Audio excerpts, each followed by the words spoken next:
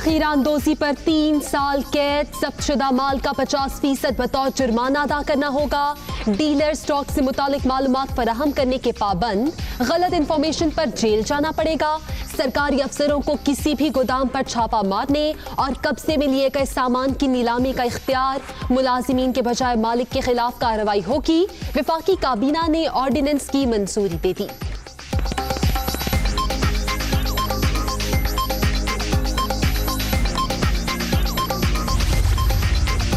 Cement اور steel کے علاوہ تمام building material withholding tax سے مستثنا۔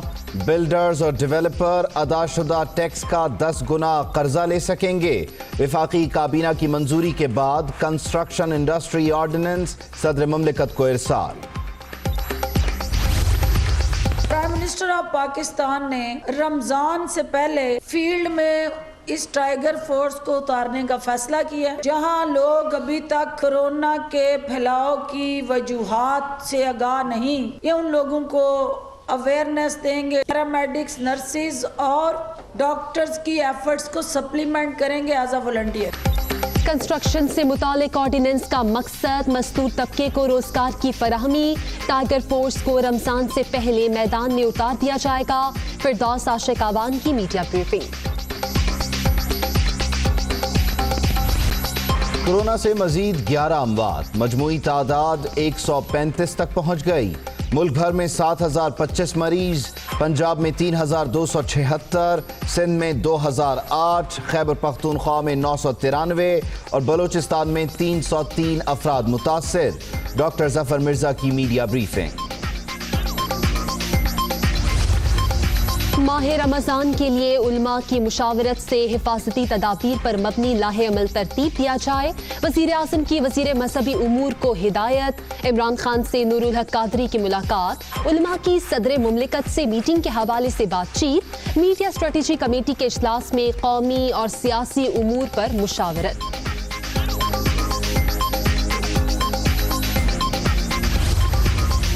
صدر مملکت کی زیر صدارت علماء کرام کا مشاورتی اجلاس کل ہوگا۔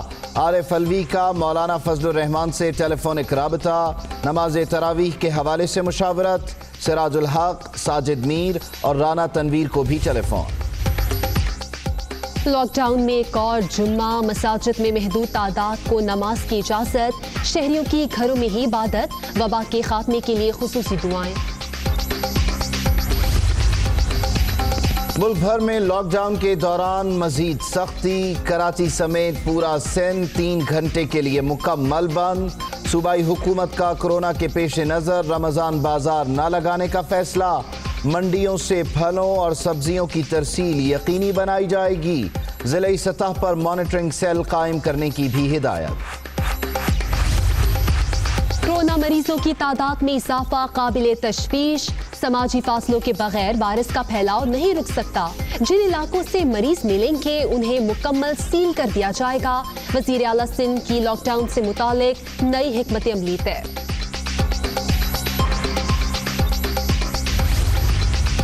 حکومت پنجاب کا کورونا کے رینڈم ٹیسٹ کرنے کا فیصلہ۔ لاہور کے مختلف مقامات سے 10,000 کا ہدف مقرر۔ شہری گھروں میں رہیں، ڈاکٹر یاسمین راشد کی پھر اپیل۔ وزیر صحت پنجاب نے کورونا سے متعلق مشاورتی ہیلپ لائن کا افتتاح کر دیا۔ وزیر اعلیٰ پنجاب کا شیخوپورہ اور نارووال کا دورہ۔ کورونا کی روک تھام کے لیے اقدامات اور قرنطینہ میں سہولتوں کا جائزہ۔ کفالت پروگرام کے تحت مستحق خاندانوں کو مالی امداد دی جا رہی ہے۔ عثمان بزدار کی گفتگو۔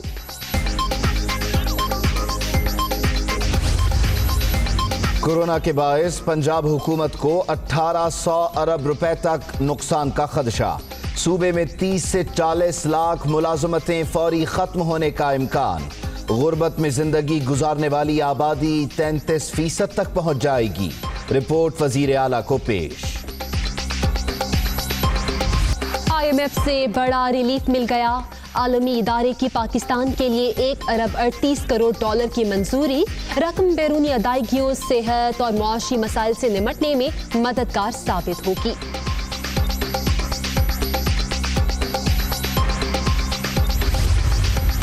G20 ممالک کا قرض کی ادائیگیاں مؤخر کرنے کا فیصلہ، پاکستان کو 12 ارب ڈالر تک ریلیف ملنے کا امکان، وزارت خزانہ نے پلان مرتب کر لیا۔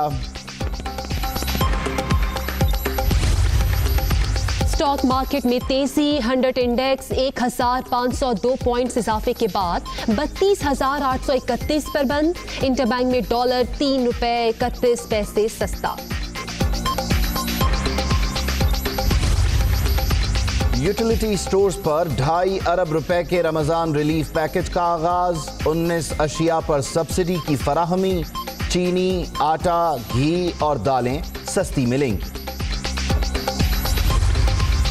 کورونا کے باعث طرز حکومت تبدیل، نئی ٹیکنالوجی نے رابطے آسان کر دیے، شاہ محمود قریشی کا FM ڈائریکٹ اپلیکیشن کی افتتاحی تقریب سے خطاب۔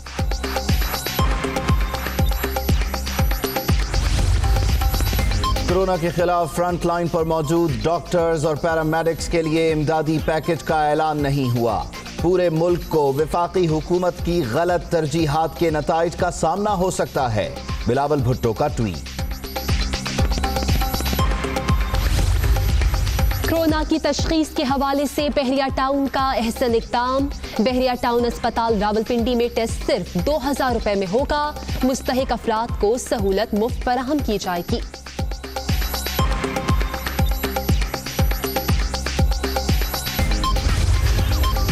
مشکل کی گھڑی میں چین پاکستان کے شانہ بشانہ، خصوصی طیارے کی طبی سامان کے ساتھ اسلام آباد آمد، ماسک، ٹیسٹنگ کٹس، گلوز اور حفاظتی لباس شامل۔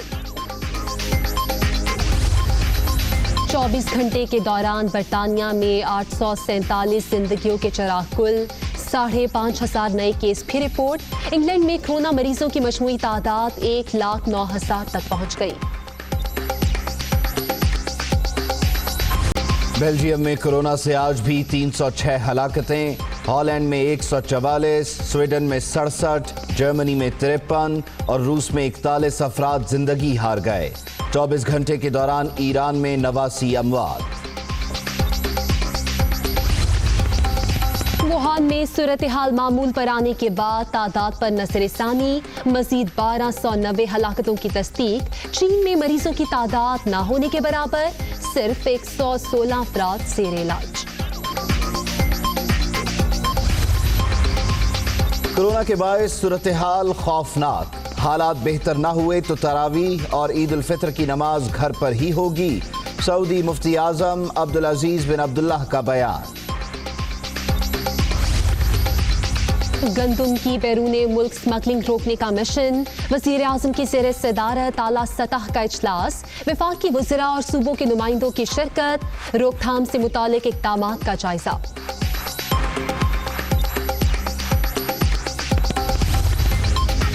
گندم کی بین الصوبائی ترسیل کا ریکارڈ رکھنے پر زور، کھاد اور بیج پر سبسڈی کی ادائیگی یقینی بنائی جائے، چھوٹے کاشتکاروں کو زیادہ سے زیادہ سہولتیں فراہم کی جائیں، چودھری پرویز الہی کا پارلیمانی کمیٹی کے ویڈیو لنک اجلاس سے خطاب۔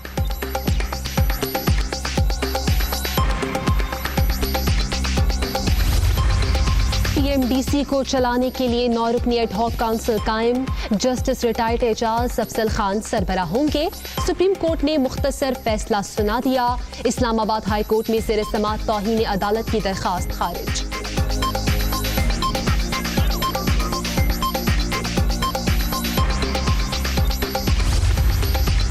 شہباز شریف نیب میں پیش نہ ہوئے، لیگی صدر نے تحریری جواب جمع کرا دیا، کورونا میں اضافے اور لاک ڈاؤن کے باعث پیش ہونا ممکن نہیں، عطا اللہ تارڑ کا موقف۔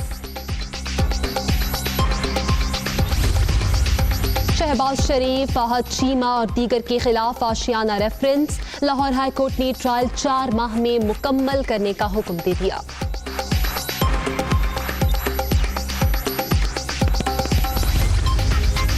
کراچی میں رینجرز اور CTD کی مشترکہ کارروائی، کردم تنظیم کے 2 انتہائی مطلوب دہشت گرد گرفتار، ملزمان سیکیورٹی اہلکاروں پر حملوں میں ملوث، اسلحہ اور بارود برآمد۔ لاہور، فیصل آباد، گجرانوالہ اور بھکر میں موسلا دھار بارش، موسم خوشگوار، پشاور اور کوئٹہ میں بھی جل تھل ایک، شمالی بلوچستان، گلگت بلتستان اور کشمیر میں بادلوں کے ڈیرے۔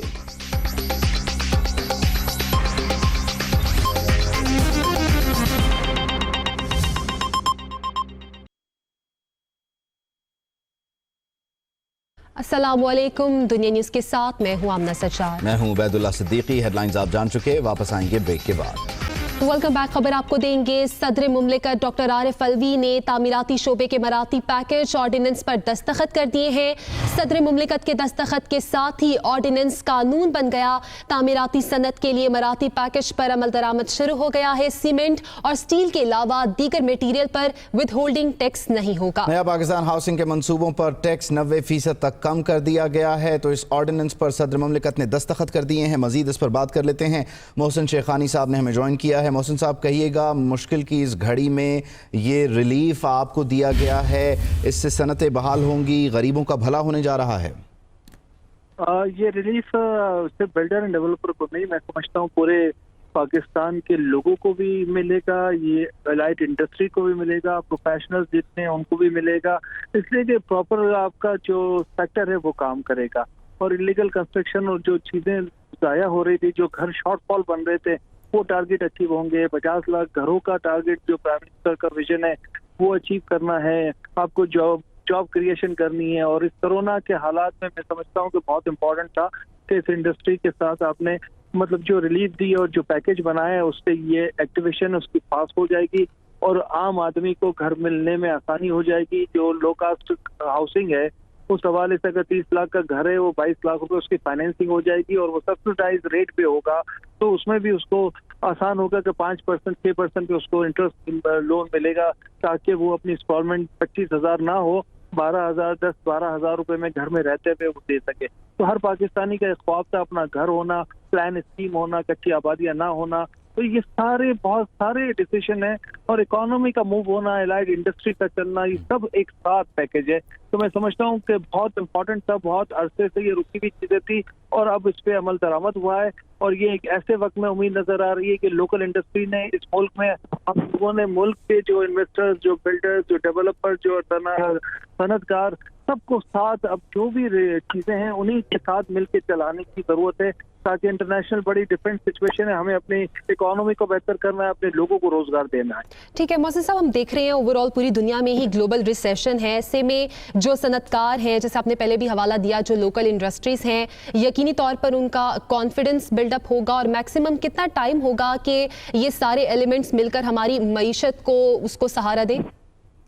میں سمجھتا ہوں کہ ود ان اے منتھ، یہ رمضان کے بعد سے ساری چیزیں ایکٹیو ہونی شروع ہو جائے گی۔ جتنے پرانے پروجیکٹ ہیں، جیسے یہ کرونا کا لاک ڈاؤن ختم ہوتا ہے، وہ بھی ایکٹیو ہونا ہے۔ پرائم منسٹر صاحب نے کل بھی کہا کہ یہ ایکٹیویٹی، کنسٹرکشن کی ایکٹیویٹی ہونی چاہیے، تاکہ ڈیلی ویجز والے لوگوں کو روزگار مل سکے، تاکہ سفید پوش لوگ کہیں مانگ پہ نہیں مانگ سکتے، ان کو یہ پرابلم نہ ہو۔ ڈیلی ویجز والے جہاں بھی، جو مستری ہے، جو آپ کا پلاسٹر کرنے والا ہے، جو بھٹوں میں کام کرتے ہیں، تو وہ کام بھی انہوں نے شروع کیا۔ سندھ میں بھی کچھ ایکٹیویٹیز ہونی ہے، کچھ SOPs بن رہے ہیں، تو ہم سمجھ رہے ہیں کہ وہ تو جو پرانے پروجیکٹ ہے وہ تو انیشیلی اسٹارٹ ہو جائیں گے، لیکن نئے پروجیکٹ رمضان کے بعد وہ پروسیس میں آئیں گے، کچھ اپروولز ہیں تو وہ بھی ایکٹیو ہو جائیں گے، تو زیادہ ہو جائے گا کہ رمضان کے بعد انڈسٹری کی موومنٹ تیز ہو جائے گی۔ الائڈ انڈسٹری پھر جیسے سریا سیمنٹ انیشیلی ہوتا ہے، آپ کے پائلنگ ورک ہو جاتی ہے، آپ کی فاؤنڈیشنز ہو جاتی ہیں، آپ کے سروے، آرکیٹیکٹ، انجینئر، وہ سب ابھی بزی ہو جائیں گے، وہ اپنے کام پہ لگ جائیں گے۔ اتھارٹیز سے ہم نے کہا ہے کہ ایز سون ایز پاسبل یہ اپروولز ہو جائیں، تو تاکہ آپ کو کہیں ہرڈل نہ ہو، لوگوں کو کام کا موقع ملے، ہم اپنے لوگوں کو رسپیکٹ بھی دیں، عزت بھی دیں، اور کوئی ایسے پرابلم نہ ہو جس کی وجہ سے رکے۔ اب جب بھی کمپٹیشن ہوگا، چیزیں ہوں گی، سب لوگوں کو موقع ملے گا۔ ٹھیک ہے، بہت بہت شکریہ آپ کا محسن شیخانی صاحب۔ Hi, it's Sayyeda Shanaz here. Thank you for watching Dunya News. For more videos and updates, don't forget to click the subscribe button. Keep watching Dunya News.